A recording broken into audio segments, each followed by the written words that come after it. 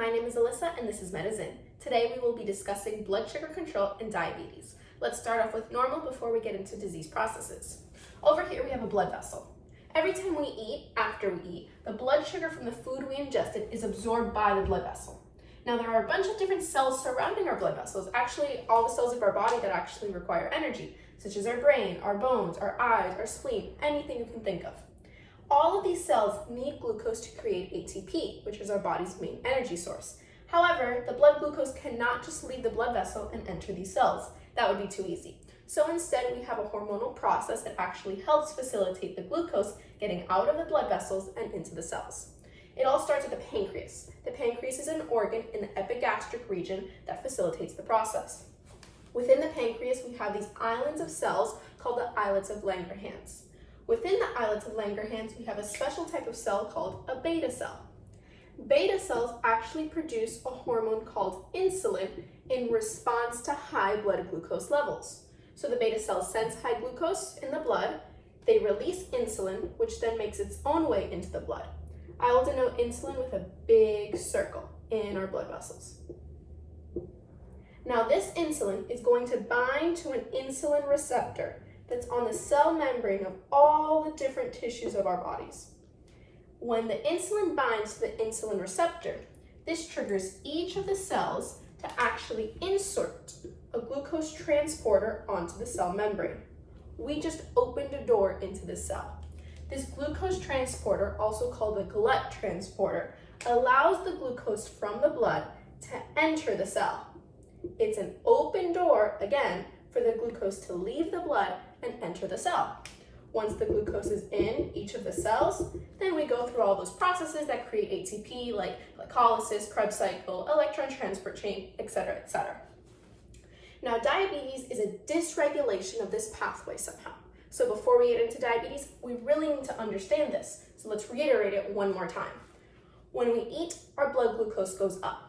The beta cells in the pancreas sense the increase in our blood glucose and secrete insulin.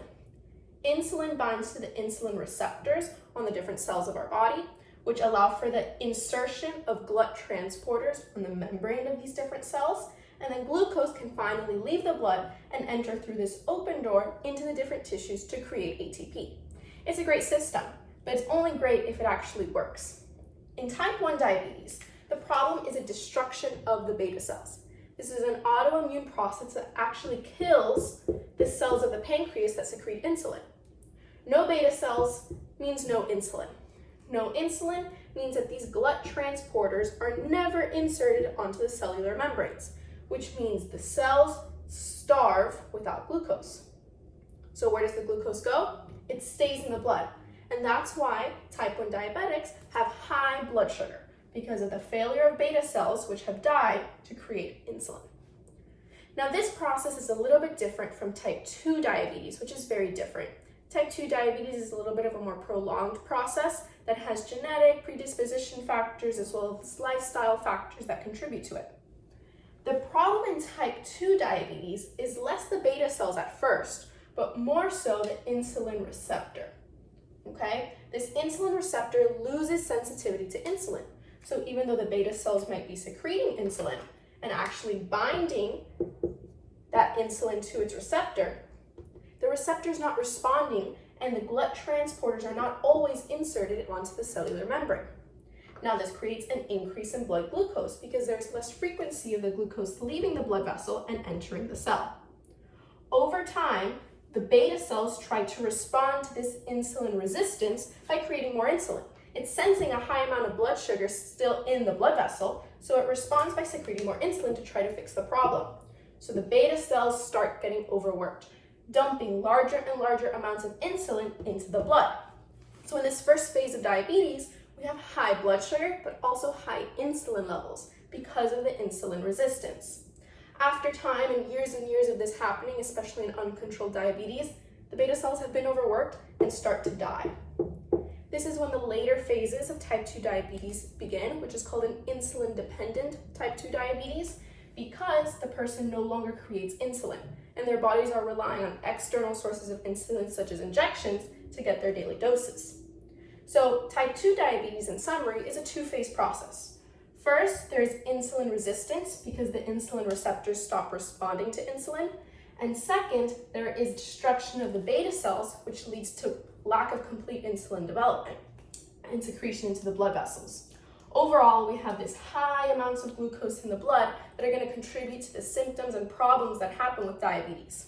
Give me 1 second and then we'll talk about how the high blood glucose can actually lead to problems in someone and why we even care about diabetes in the first place.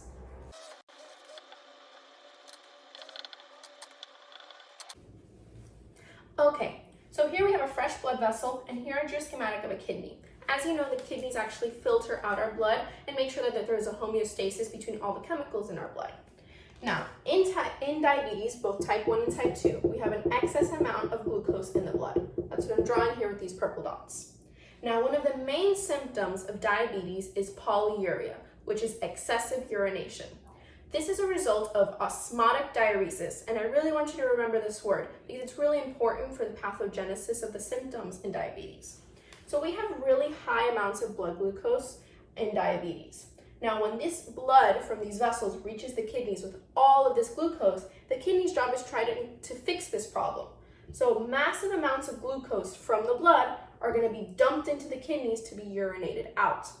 However, osmotic, as in osmotic diuresis, means that there is some sort of water factor involved. And water in osmosis likes to follow stuff. In this situation, we have massive amounts of glucose flowing out of the blood and into the kidneys, which means massive amounts of water are going to follow. If massive amounts of water are being dumped into the kidneys during urination, that creates a lot of urine. So the person will be going to the bathroom frequently to urinate, more so than they normally would. Now, this loss of water also leads to dehydration, which is why people in the early stages of uncontrolled diabetes might experience lots of thirst because of the polyuria. With dehydration may also come neurologic symptoms like dizziness, difficulty seeing, lightheadedness, things of that nature, changes in sensory perception, and even motor function. So these are the early kind of problems that develop with the dehydration of osmotic diuresis in diabetes. Now, there are also long-term complications to diabetes, which is why it's so important that we treat it from beginning to end. Give me 1 second and then we'll talk about the complications.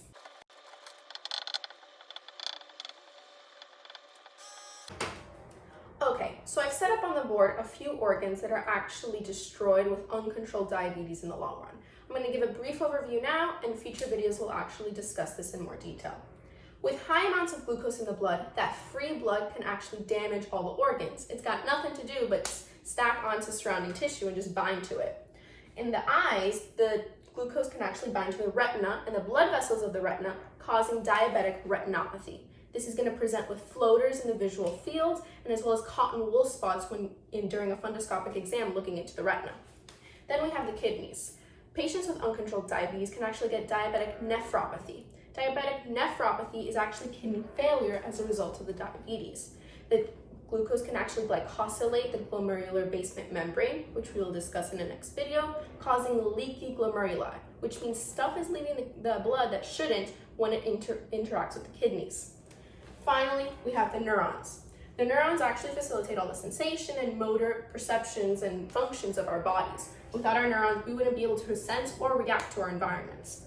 In uncontrolled diabetes, that high blood sugar does a few things.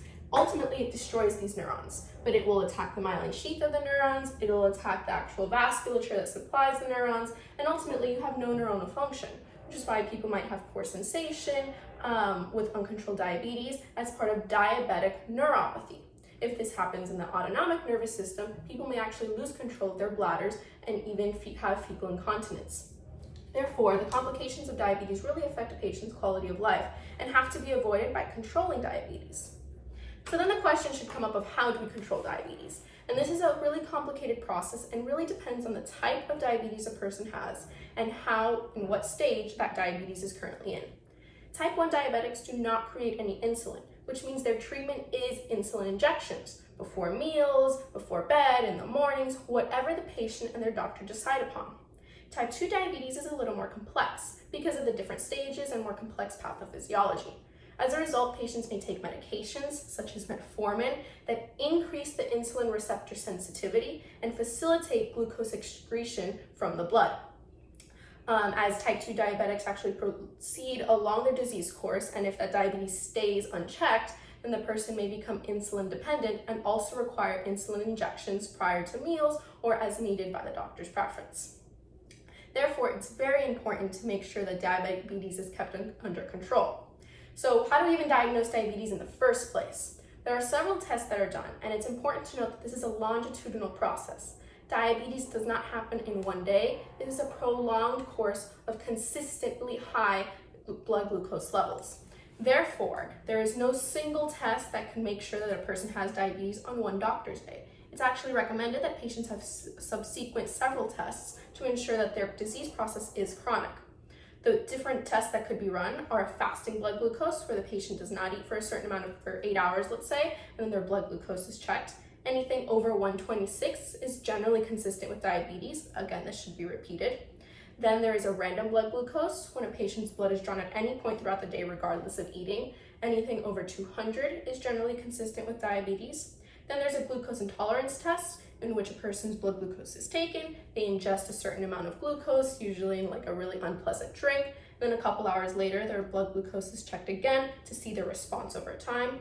And then finally, we have the HbA1c. This is the only test that actually shows blood glucose levels over a prolonged period of time. It measures the glycosylated red blood cells in the body. When there are high amounts of glucose for prolonged periods of time, those glucose molecules can actually bind to the red blood cells, forming glycosylated red blood cells. Our red blood cells last in our blood for about 3 months. Therefore, an HbA1c can actually measure the percent of glycosylated red blood cells in our body that can reflect how much glucose has been in our blood for the past 3 months. And HbA1c over 6.5 is also consistent with diabetes. So if you've had any of the symptoms, or if you know anyone that's had the symptoms, or if you encounter a patient that has had the symptoms of diabetes, now you can explain the pathogenesis with them, warn them about the complications, and help them moving forward into getting their treatment. Let us know if you have any questions at all. Put your comments, your questions, everything down in the comments. We'll get back to you ASAP. My name is Alyssa, and this is Medisin. Have a great day.